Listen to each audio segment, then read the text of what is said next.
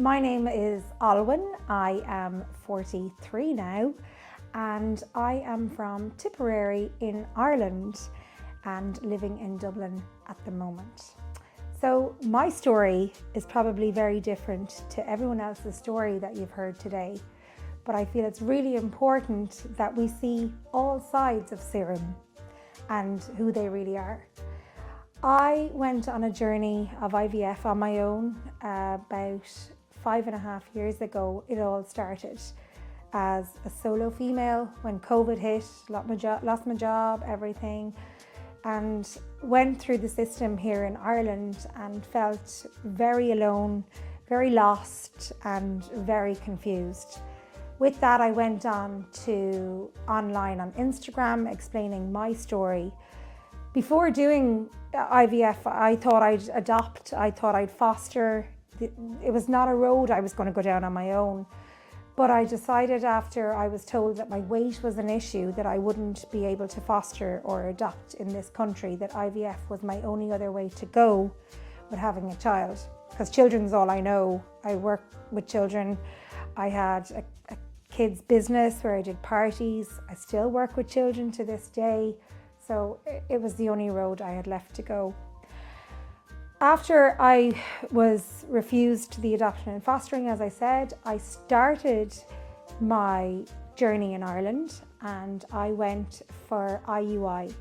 Now, IUI to me, on my research, is basically like going out and having a one-night stand, basically, except someone else is charging you a lot of money to do it.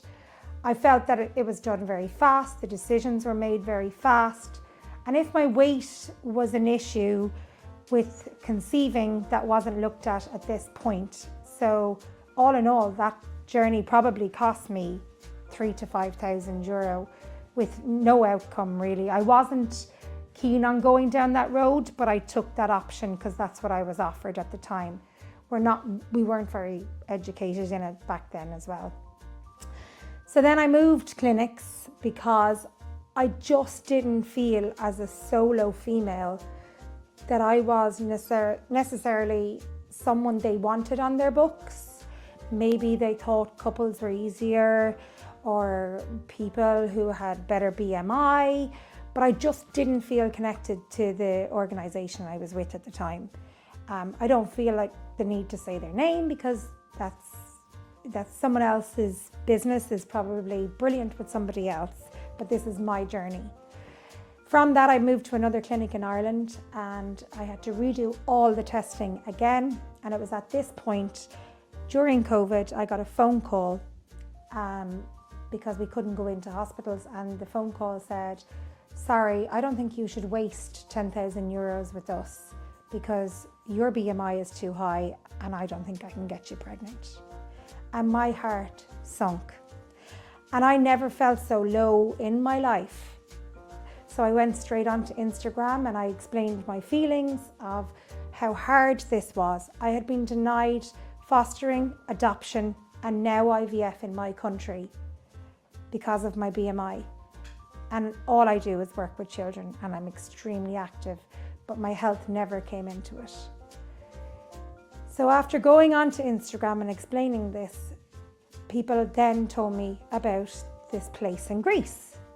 So I started to do my research, and from day one, when I had contacted Serum, I felt like they wanted to know me. They invited me over. They said I didn't have to come over, but they felt that that was a better way of doing things because they wanted to meet me one-on-one and get to know me. When I went over, I wasn't asked to stand on a scale. I was sent for testing to see how everything within inside my body was working and what they could do to make it work better. I remember meeting my doctor and my doctor saying, would you like to try your own eggs? And I said, please, don't even go there, because I was so traumatized from Ireland, I refused to use my eggs. And probably if I did listen to Serum at that time, I would have had a chance. But I didn't. I was too upset.